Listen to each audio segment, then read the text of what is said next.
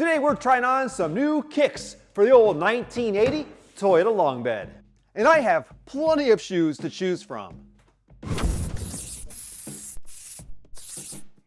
So I have a lot of wheels, but a lot of these aren't going to fit the bolt pattern of the truck, which is 5x4.5, aka 5x114.3. So these will work. These are 15x8 center line. I think they're called Scorpions. And those would look all right. A little bit newer, more like a 90s wheel, but I can see billets on an old school pickup. These are 17x9.5 and 17x11 American Racing Torque Thrust 2s. They're for a SN95 Mustang fitment, and they're probably too wide to fit on the truck. But maybe we'll get crazy and try them on. These three-piece fixing wheels, they're also Mustang SN95 fitment, but they look a little bit too much of a tuner wheel for the truck, so I'm not even gonna bother trying those on. Unfortunately, these Gotti/Ronald G1001s, they are not gonna fit because they're 5x120. And down here we got some Gotti knockoffs. These are American Racing, and they're just the perfect look for an old school pickup. And unfortunately, the specs aren't great. They're only 15x7. I think if I didn't have the wider four-wheel drive fenders, they'd look pretty good. But I'm looking for something at least 8 inches wide. We'll try them on anyways. These primes are 5 lug, but they're 5x100, and they're way too high of an offset. And to be honest, that's more of a 90s wheel for a 90s truck anyways. Ultra billet wheels, again, they'll fit, but they're more of a 90s wheel, not really something I want to put on my 1980 truck. Those Ronalds are too high of an offset. Those are 5x120, which is unfortunate because I think they look pretty sweet on there.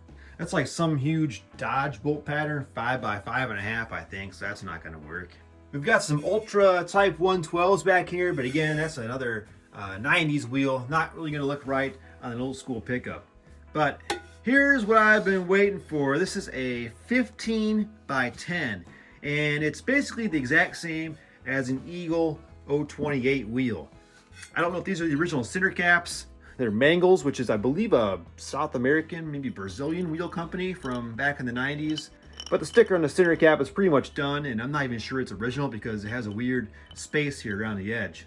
So we'll call them the Eagle 028s. Oh, and these are one of 2 sets that exist. Maybe we'll try them on just for fun, but they're from a 1983 Mustang prototype PPG pace car. Long story of how I got these. They're 16x9 and 16x, I think, 7 or 8 staggered. Pretty cool wheels, but not something I want to drive around on the truck. And the most unfortunate part about this is I have to disassemble the shelves to remove these wheels, because anything that's 15 inches or larger, you can see the 14, and I think this is a 13, that's all right. But anything larger than a 14-inch wheel is too big to just take out of the shelf. So to get anything out from here or below, I have to disassemble the entire shelf. Hey, Lindor, can I have that mallet? Can I have that? Thanks. Get you away.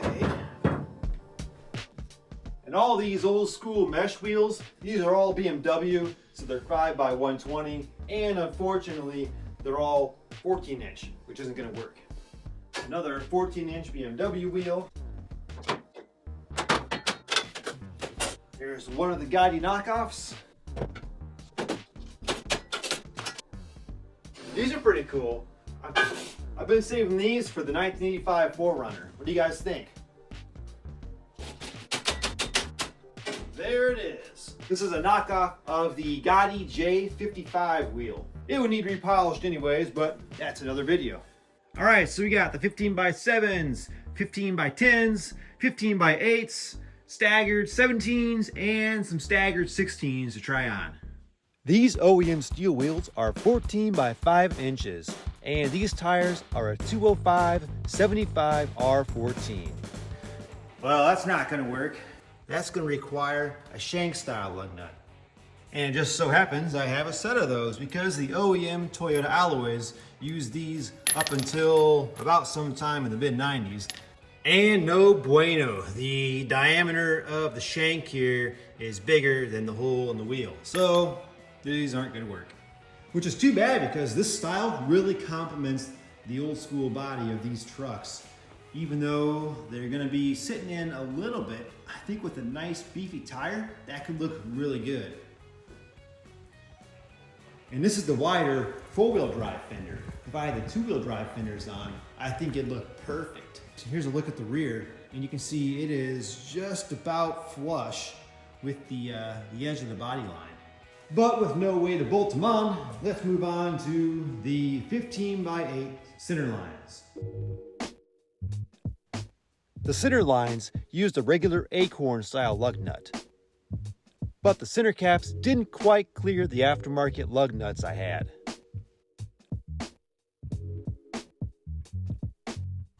Not gonna lie, I love the way these look. Yeah, they're a 90s wheel, but billet center lines, they're like at home on a mini truck.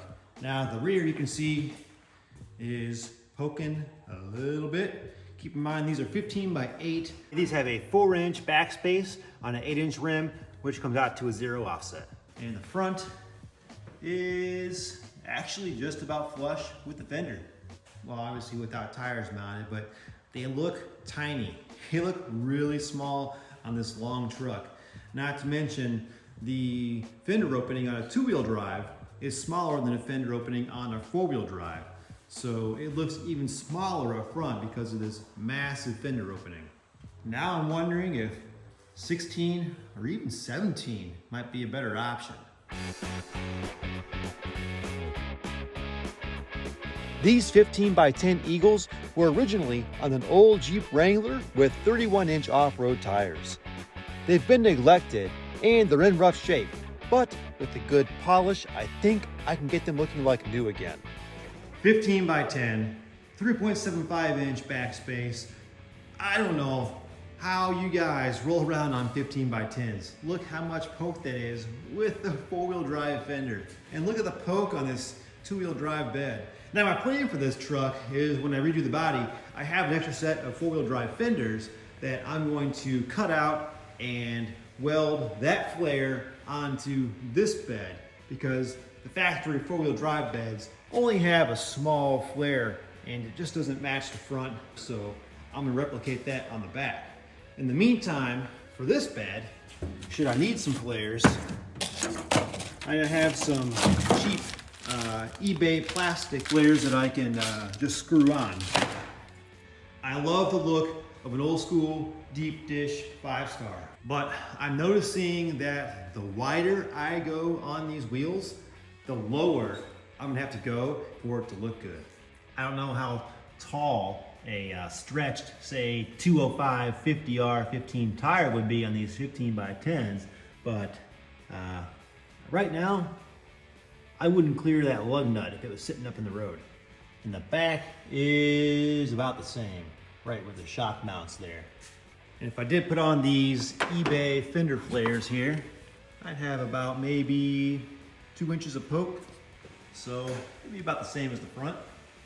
I love the wheel, just not sure how it's gonna work on this truck. If anybody out there knows, let me know what size tire down in the comments that I would need to run to make this setup look good and fit.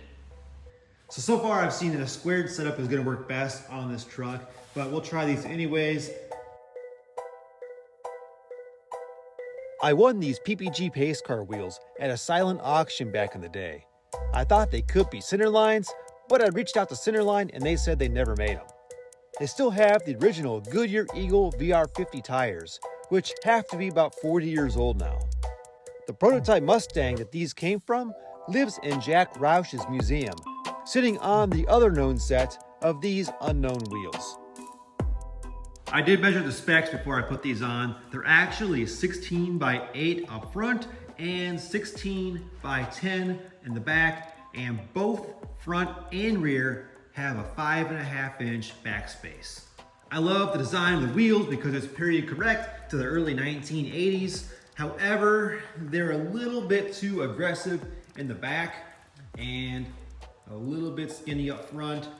Having this much stagger actually makes it look like the truck is actually gonna do something at the drag strip. However, it's got the 20R under the hood, so that's not gonna happen. And here's how the rear would look once you get that fender flare on, and it's actually perfect. But once again, one of two sets in the world. So while I do love the look of these wheels and the overall diameter, I think 16 looks about perfect compared to the 15s. I do want to get something that's a little bit less staggered and also not extremely rare. But if you'd like to get something in these specs for your truck, 10-inch wide, 8-inch wide, 5.5 backspace. I bought these used Torque Thrust 2 wheels for my 97 Mustang about 12 years ago, but never got around to installing them because I ended up liking the way that the 18-inch Fittipaldis looked. So they sat in the collection until the day I had something else that could fit an 11-inch rear wheel. All right, this is actually better than I expected. 17 by 9.5 up front, 17 by 11 on the rear. These are for an SN95 Mustang.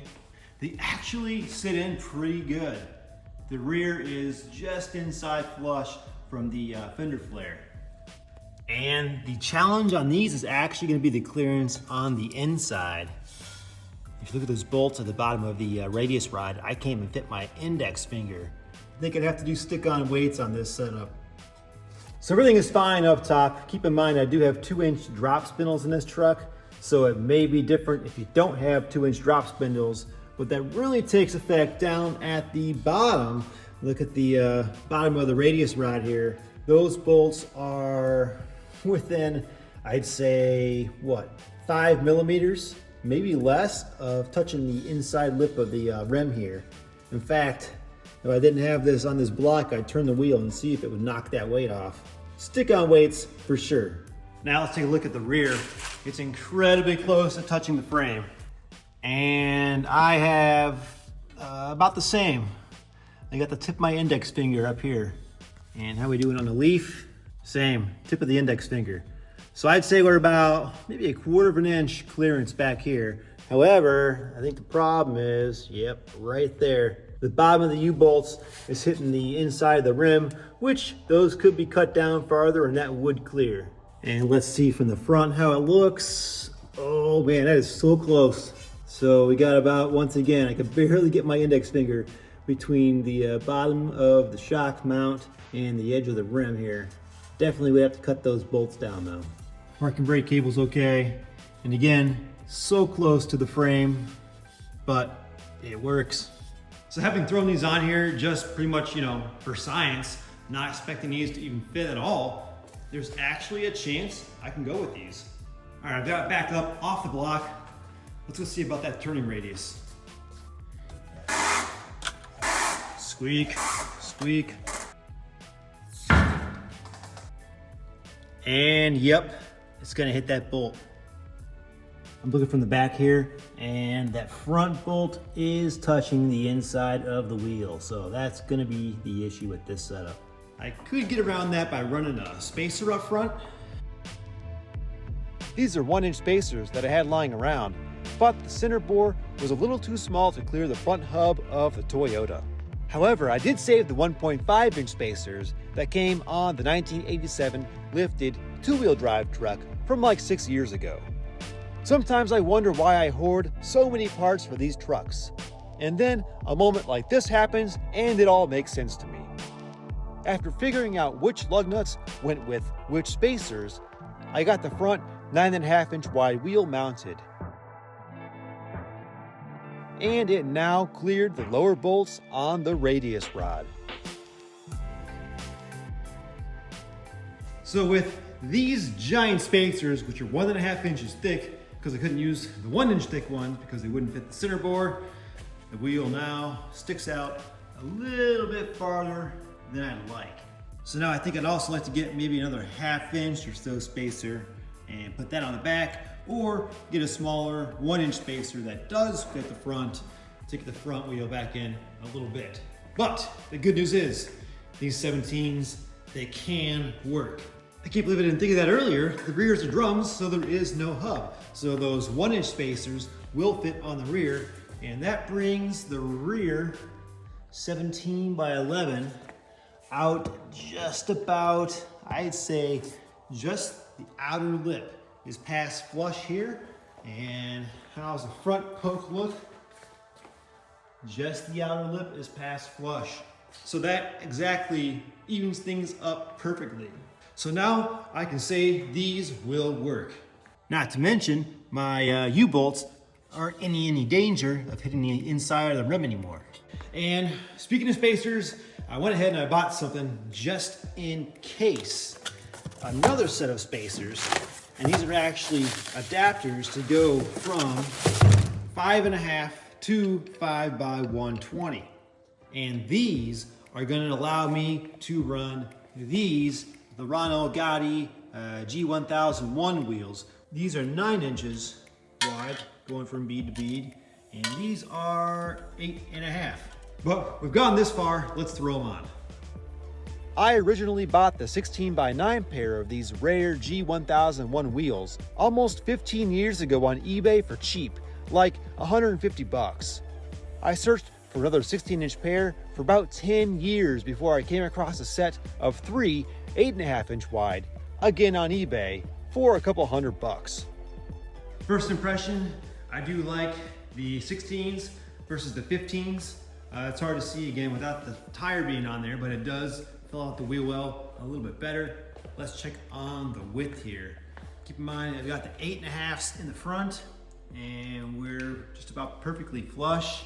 On the back, I've got the 16x9s, and they are also, well, if this was on all the way, it'd be perfectly flush. These really give the truck a whole different look. Let me know down in the comments which wheels you like best. We've got the G1001s, we've got the Torque Thrust 2s, the 17s. Unfortunately, those didn't work. We got the 15x10 or the 15x8 center lines. And you may have noticed most of these wheels are not in the best of shape. They all need some love in one way or another.